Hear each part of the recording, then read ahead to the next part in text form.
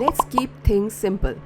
If these three things confuse you too, stick with us because all your doubts will be eased off today. Hello guys, this is Shweta and welcome to the world of Wall Street Mojo.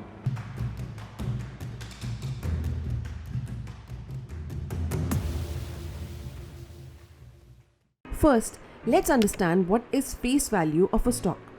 So guys, face value is the original price of the shares issued by the company and is usually listed in the company's books and share certificate. But guys, don't confuse the face value of the stock with the issue price.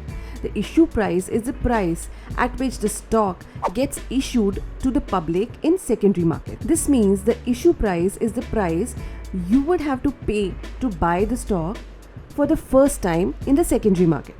Generally, issue price is equal to face value plus premium. Let's understand this whole thing with an example. A company X issues 1 million shares and sets the initial price at, let's say, $10. This means $10 is the face value of the company's share. Now suppose the company wants to raise some funds by planning to go for an IPO.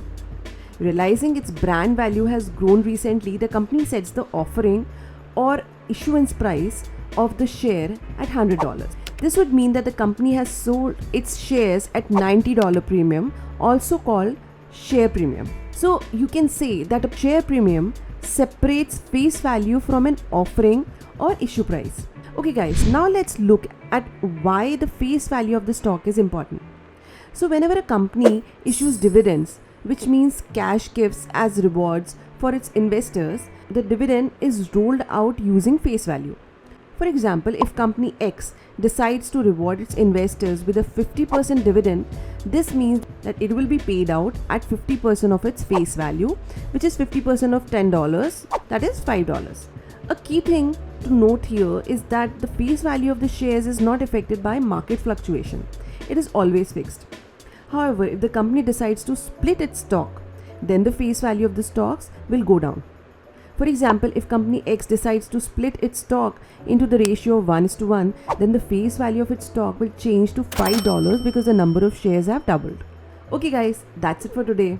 In the next part, we will cover the book value and the market value of stocks.